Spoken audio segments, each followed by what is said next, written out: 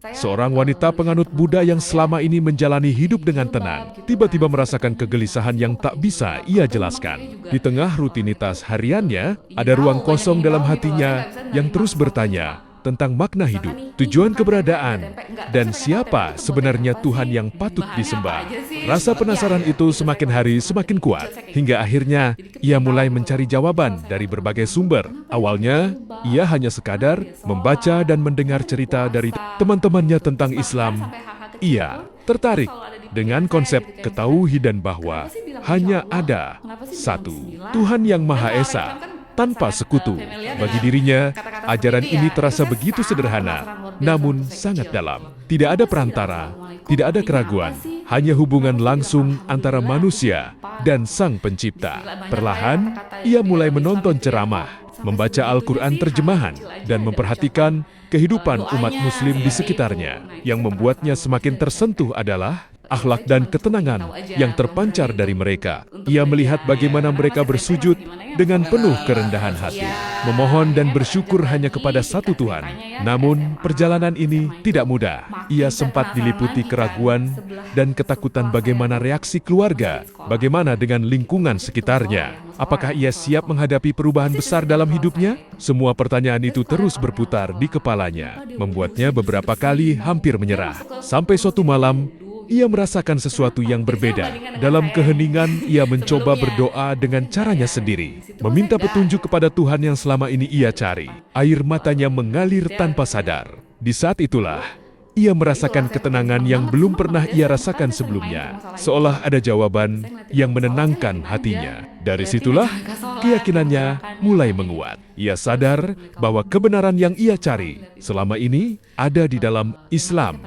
Dengan penuh keberanian, ia akhirnya memutuskan untuk mengucapkan 2 kalimat syahadat, sebuah keputusan besar yang mengubah seluruh arah hidupnya. Kini, ia menjalani hidup sebagai seorang muslimah, meski masih belajar dari nol, mulai dari sholat, membaca Al-Quran, hingga memahami ajaran Islam yang merasa jauh lebih damai. Hatinya yang dulu gelisah, kini perlahan menemukan ketenangan. Kisah ini bukan hanya tentang perpindahan agama, tapi tentang perjalanan mencari kebenaran, tentang keberanian melawan rasa takut, dan tentang hidayah yang datang kepada siapa saja yang benar-benar mencarinya. Simak video ini sampai akhir, karena mungkin saja kisah ini bisa membuka hati dan pikiran kita agar tidak salah paham dan lebih memahami bahwa setiap orang punya perjalanan spiritualnya masing-masing.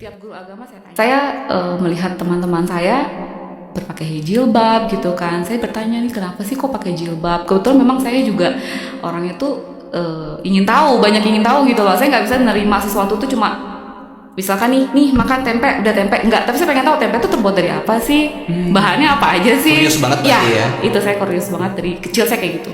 Jadi kepingin tahu gitu loh. Jadi kalau saya lihat teman-teman tuh, kenapa dia pakai jilbab? Kenapa dia sholat? Kenapa dia puasa gitu. Terus bahkan sampai hal-hal kecil pun itu selalu ada di pikiran saya gitu. Kayak misalkan, kenapa sih bilang insya Allah? Kenapa sih bilang bismillah? Dan kalau orang Islam kan sangat familiar dengan kata-kata seperti itu ya. Itu saya sangat penasaran luar biasa waktu saya kecil gitu loh. Kenapa sih bilang assalamualaikum artinya apa sih gitu. Kenapa sih bilang alhamdulillah artinya apa gitu.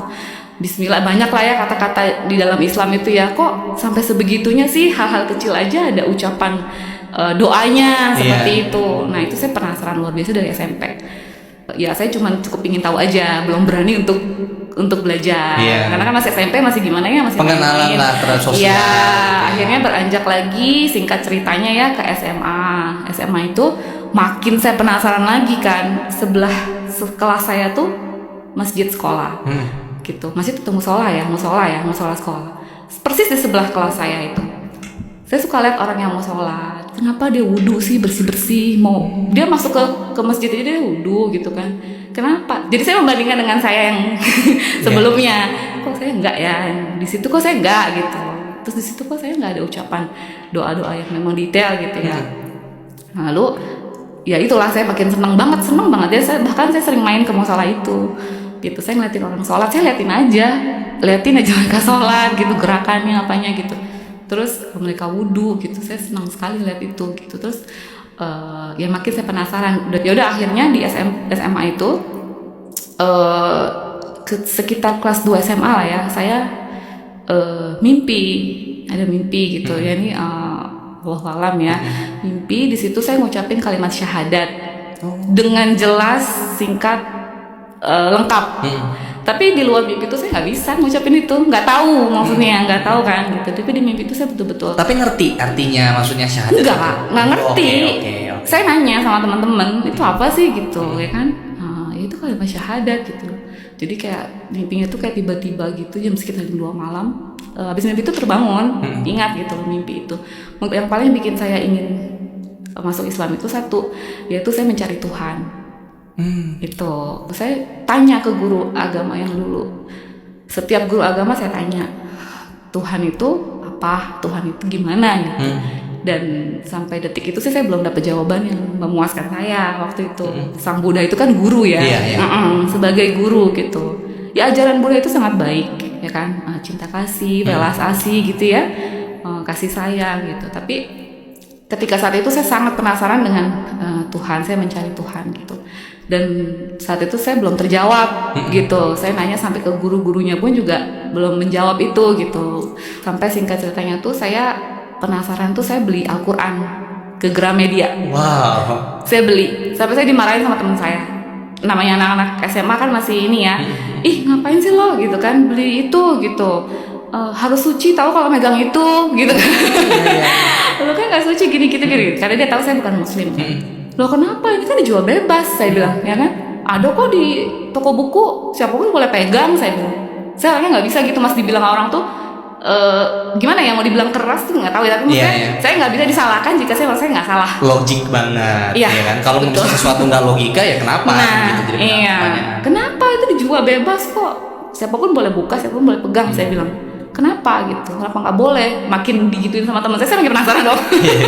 Ya kan, nggak usah buka banyak-banyak ya kan, karena kan memang Al-Quran itu kita nggak tahu ya cara buka bacanya kan, depan belakang tuh beda ya, kiri kanannya ya. Iya, nah saya bacanya tuh kebalik kan, jadi saya baca ayat yang belakangan dulu tuh, surat An-Nas, surat Al-Ikhlas ya.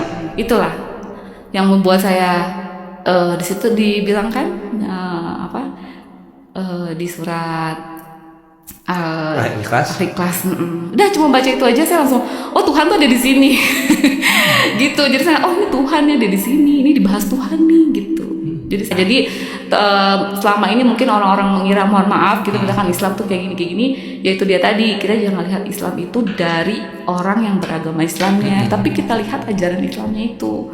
Kita lihat ajarannya dari Allah gitu kan, Al-Quran, Sunnah, Hadis, kita belajar dari situ. Ketika masuk Islam itu saya ngerasa ya saya ini ada pemiliknya gitu. Saya ini ada pemiliknya, semua udah ada yang ngatur gitu kan. Kita ini cuma sebagai aktor yang menjalankan skenario-nya Allah gitu di dunia ini, dan ini juga cuma sementara. Yang kekal, yang abadi kan kita nanti di akhirat ya. Belum lagi nanti kita melewati ya hisab dan segala macam ya kan. Itu waktu belajar sama waktu fase-fase kuliah itu ya, masalah. Jadi saya teman kuliah itu yang bilang, yuk ketemu dengan Ustadz saya ke masjid. Nah saya diajaklah ke masjid itu, ada suatu lembaga Islam gitu ya. Saya pergi ke situ, dikenalin dengan Ustadz, saya cerita. Nah lalu saya langsung ditanya gini, Mbak Elisa mau belajar Islam? Mau, saya bilang. Oh ya sudah gitu. Kita belajar pertama tuh saya ingat banget belajar bersuci. Gitu, belajar bersuci. Habis itu kita belajar kitab sholat, tentang sholat ya. Langsung ya? Iya langsung. Makanya saya tanya gini, Pak, ini saya udah masuk Islam. Makanya tadi pas Mas nanya kapan masuk Islam, saya agak bingung karena sebetulnya ya resminya dari surat dari KUA itu ya, surat dari pengadilan secara legalnya gitu, sertifikasi mualafnya itu memang 2014 pas mau nikah, betul. Tapi prosesnya itu saya panjang sekali gitu loh. Nah 2012 itu saya lulus kuliah kan 2013. 2012 itu saya ketemu dengan Ustadz itu. Jadi saya langsung belajar mas, langsung Mbak Elisa mau belajar, saya bilang saya mau. Nah Ustadznya nggak ketika ditanya, ini saya udah jadi muslim nih. Nah iya saya tanya, ini saya udah muslim pak. Dia bilang gini, kan saya tahu saya tadi mas bilang kan syahadatnya kapan, gitu kan.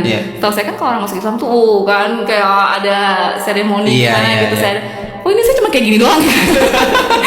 Saya sedangkan pergolakan batin saya ini di kepala nih saya udah penuh nanya ini terus saya takut, saya malu, saya gengsi gitu. Itu aja sebetulnya Mas ya kan. Walaupun sebetulnya dalam hati saya tuh saya sudah mencari Tuhan, tapi kan untuk mengalahkan rasa tadi itu ya, takut, malu, gengsi dan lain-lain itu kan tuh sulit banget gitu, luar biasa. Saya sekitar, berarti kalau saya hitung tuh dari SMA sampai itu sekitar dari SMP malah kan? Iya, dari SMP sih memang SMP sih baru pengen tahu ya. Tapi ketika saya benar-benar kayak Islam nih gitu, tapi saya belum berani. Iya. Gitu. Saya udah klik terus Mas, Islam nih gitu. Oh, di sini Allah nih. Tapi saya belum berani. Ada dari 2008. SMA 2004 SMA. 2004 ya? SMA 2004. Hampir 10 tahun berarti ya. 8 tahun. 8, saya itu 7 tahunan. 7 tahunan pergolakannya saya itu segitu Mas. Yang saya kosong tuh. Iya. Jadi saya ke agama saya yang lain, yang sebelumnya juga sudah enggak. Ke Islam juga saya belum berani. Transisinya ngambang. dia, Ngambangnya tuh 7 tahun. Wow. Nah, sampai akhirnya ikut belajar sholat, wudu, sama betul. Ustadz mau gitu kan. Nah, yang membuat akhirnya yaudah saya mau syahadat deh. Itu apa? Ketika saya di lembaga itu, nah itulah Mas. Ketika kita masuk Islam, kan bukan cuma selesai masuk Islam. Justru itu kan awal ya, permulaan gitu. Dan saya pun sempat kaget dan shock. Kenapa? Ternyata di Islam itu kan juga ada beberapa ini ya, maksudnya ada lembaga-lembaga, ada beberapa kayak apa? Cara memahami ya, pandangan-pandangan. Iya, gitu. Golongan-golongannya juga kan beda-beda gitu. Saya juga kaget, ternyata beda-beda ya gitu. Udah terserah deh, pokoknya saya mau Al-Quran, pokoknya saya mau ke Allah gitu. Saya nggak peduli misalnya. Tapi nggak ragu tapi itu ya? Enggak. Oh iya. Enggak.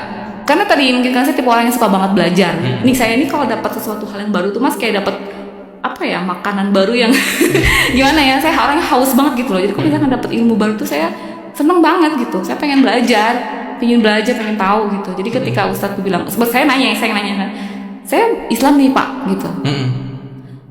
Waktu itu sih Ustadznya bilang gini, Mbak Elisa Islam atau tidak itu Allah yang tahu gitu. Ya, karena hidayah. Iya gitu. Jadi sekarang Mbak Elisa belajar aja dulu. Mungkin gini kali ya kalau saya ambil hikmahnya dari saya nanya sama teman saya.